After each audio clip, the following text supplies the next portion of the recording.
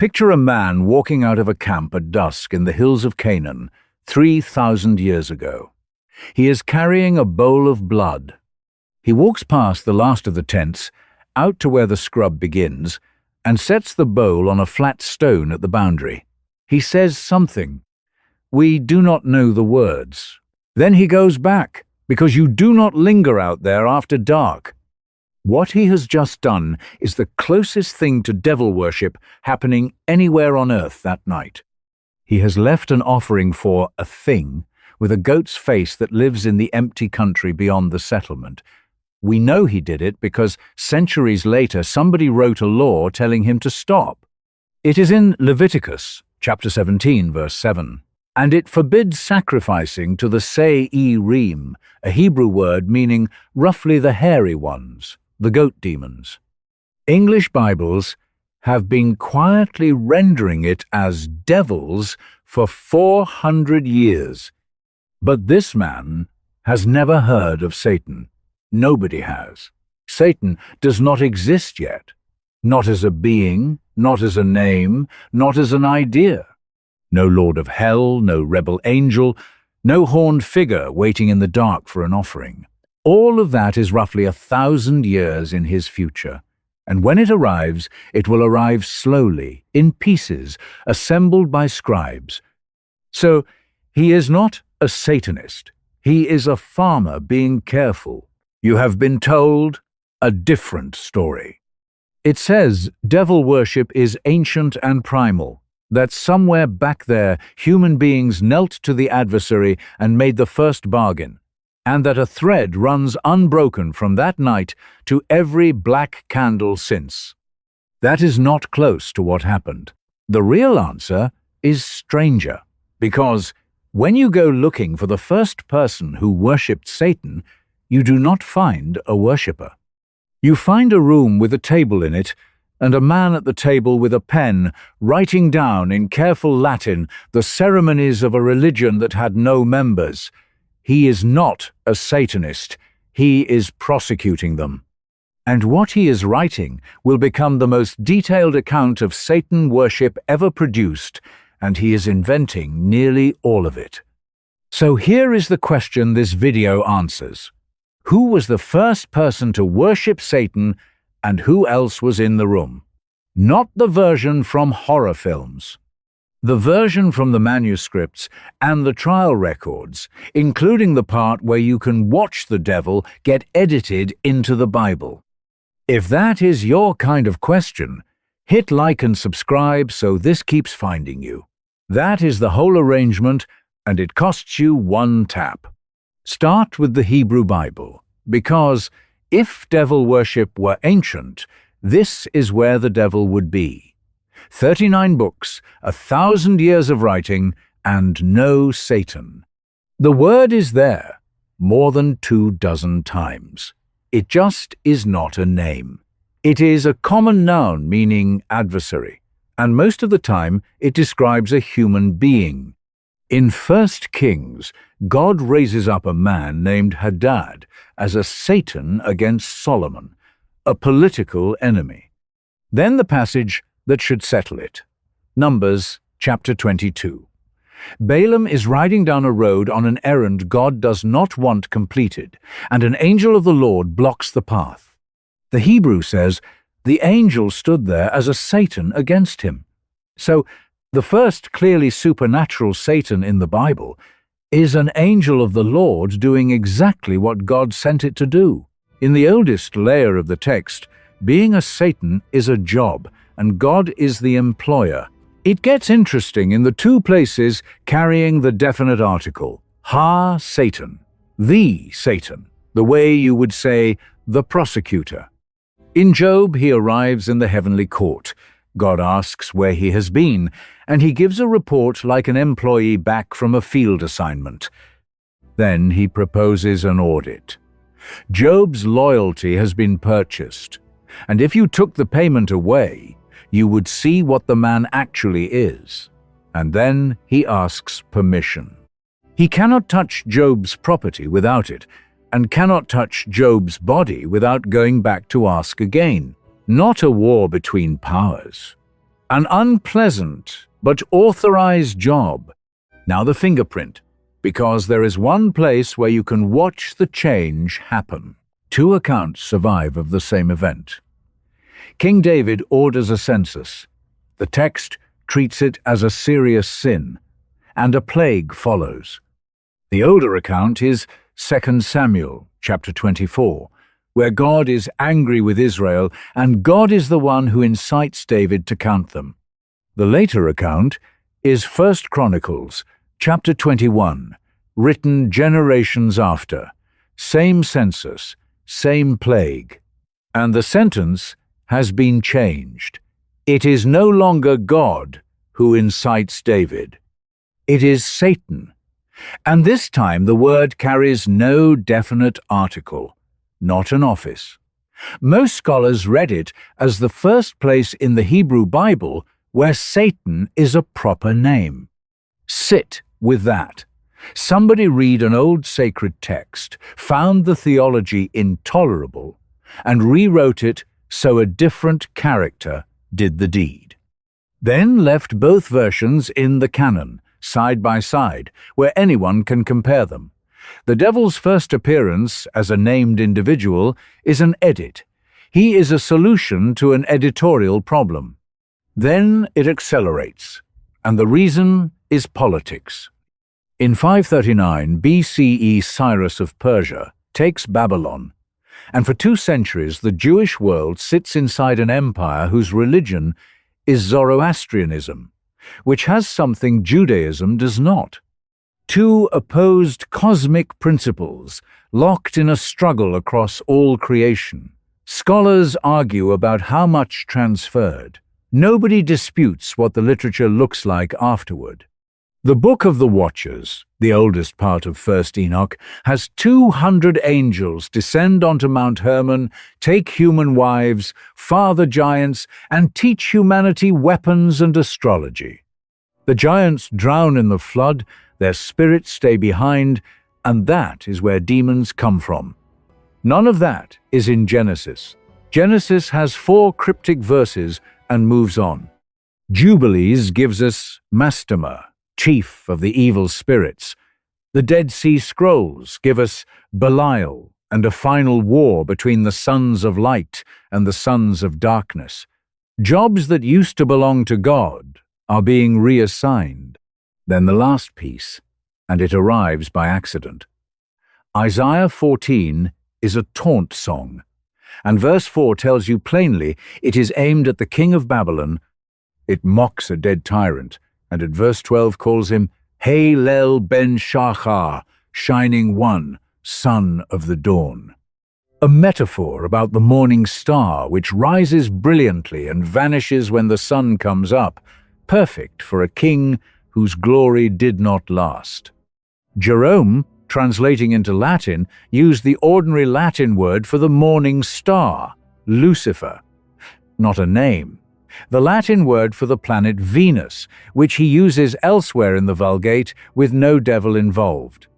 But Tertullian and Origen had already begun reading that fall as Satan's, and when the King James translators reached the verse, they did not translate the Latin, they transliterated it and capitalized it.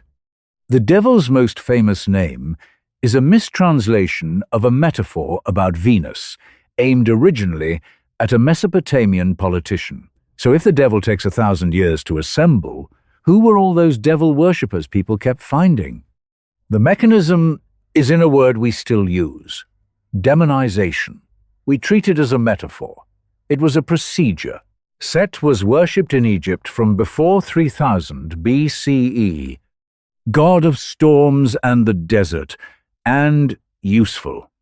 In the sunboat's nightly journey, he stands at the prow with a spear and kills the chaos serpent so the sun can rise. Under the Ramesside pharaohs, he was honored as an ancestor of the royal line, and 2 kings were named after him. Then Egypt lost its empire. The cult of Osiris grew dominant, and Set became the god of foreigners and invaders. In the 1st millennium BCE, his name and face were chiseled off monuments across the country. Christian writers later called him a demon. Nothing about Set changed. What changed was who was winning. And early Christianity applied that procedure to the whole planet at once. Paul, in 1 Corinthians 10, treats sacrifices offered to the gods of the nations as offerings made to demons. Later writers systematized it. Every god of every other people became one of Satan's servants in disguise. On the day that became the majority position, nearly every religious person outside the church was retroactively converted into a devil worshipper without changing a thing about what they did on a feast day. The first Satanists were not Satanists. They were people whose gods lost. Before the next part, I want your answer below. Do you think it is possible to build a religion entirely out of the imaginations of the people who hate it? Not exaggerate one. Build one from nothing.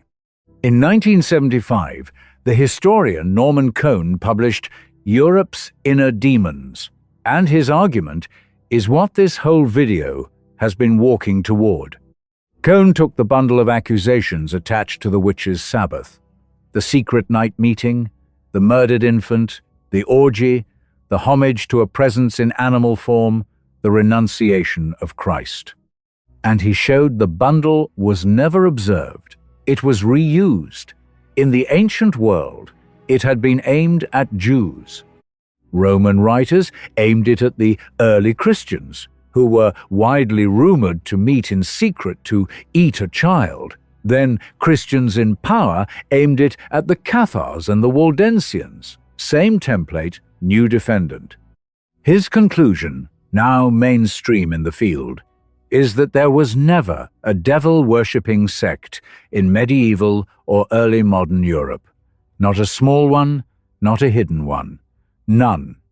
What happened instead is that in the Western Alps between about 1428 and 1440, the separate ingredients fused, and by 1487, Heinrich Kramer's Malleus Maleficarum had made it a system. Europe now possessed a complete account of Satan worship. It had a liturgy, a hierarchy, initiation rites, and a description of what the devil's skin felt like to the touch. It is the most detailed information about devil worship ever produced by anybody, and every line came from prosecutors working with confessions extracted under torture. Here is the detail I cannot get past. Around the year 906, a church document known as the Canon Episcopi laid down the official position on women who believed they flew at night with a goddess. They had not flown anywhere, it was a delusion, and the sin was believing it. Priests were told to preach against the belief. 500 years later, the position had reversed, and denying the flight was itself suspect. The institution switched from prosecuting the belief to prosecuting the disbelief. Estimates for the European trials generally land between 40 and 60,000 dead for a religion with no members. And the accusation never stopped. The Yazidis of northern Iraq are monotheists who believe God entrusted the world to 7 holy beings, the first being Tawuse Melek, the peacock angel, made from God's own light. He refused to bow to Adam because his devotion belonged to God alone, and Yazidis read that as the highest possible loyalty. He is not fallen. In Islamic tradition, Iblis also refuses to bow and falls. One structural resemblance in one scene, and since the late 16th century, outsiders have used it to classify the Yazidis as devil worshippers. Ottoman campaigns killed tens of thousands. ISIL's 2014 genocide was justified explicitly on those grounds. And in the 1980s, the United States did it again. Thousands of investigations, real convictions, a nationwide belief in satanic cults murdering children at scale. In 1992, Kenneth Lanning of the FBI's Behavioral Science Unit reported to the Department of Justice that there were no bodies, despite major excavations at the sites claimants named, and little or no corroborative evidence for any of it.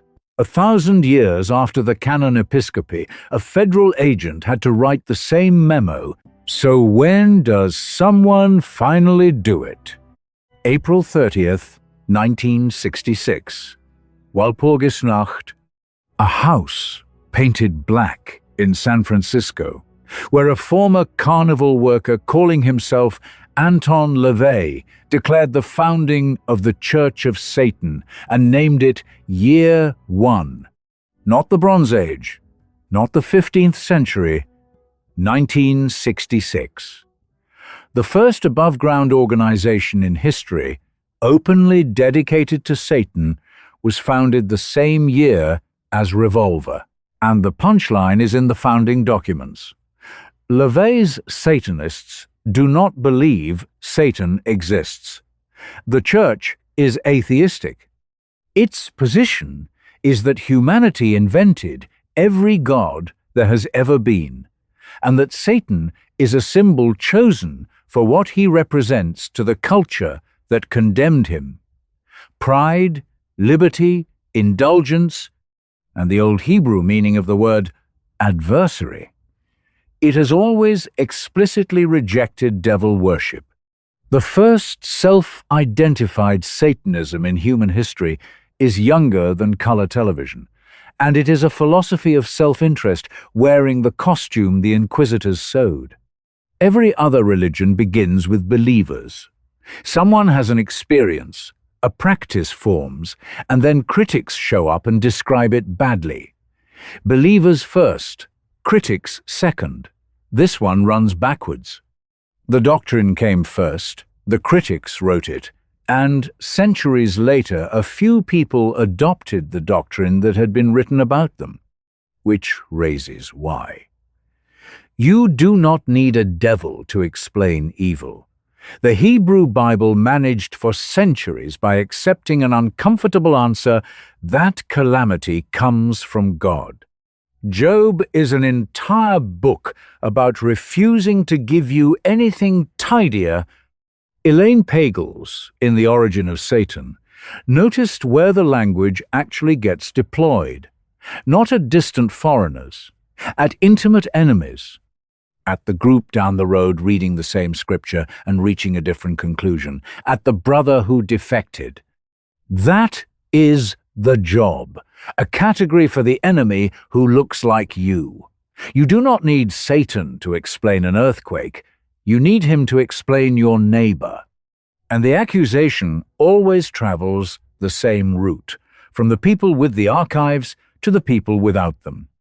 Jews, then Christians, then heretics, then women in alpine villages, then Yazidis, then daycare workers in California. The name on the indictment changes. The indictment does not. So who was the first person to worship Satan? The question has the actors the wrong way round, and that is the answer. There was no first worshipper, because for 1,000 years there was nothing there. And for 500 years after that, the only Satanists in Europe were the ones being described by the men who burned them.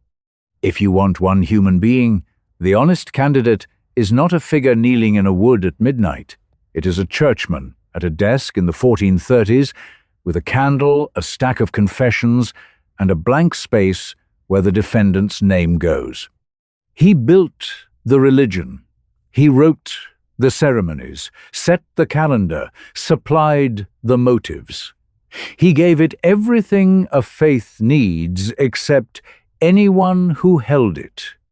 And there is something in that I cannot shake, which is how good we are at describing the inner life of people we have decided to hate. We fill it in, we furnish it. We know what they do at night and why. And the detail feels like knowledge, because detail always does. A thing can be entirely fabricated, and still be specific, and specificity is what we mistake for truth. The devil turned out to be the most thoroughly documented person who never existed, and not one of those documents tells you anything about him. They tell you about whoever was holding the pen. If this changed how you think about it, do the 3 things that keep this channel running. Like, subscribe, and send it to the one person you know who is convinced there has been a secret cult behind everything the whole time. There is another one waiting on screen about a text that was cut out of the Bible and then found again. Tap it. I'll see you there.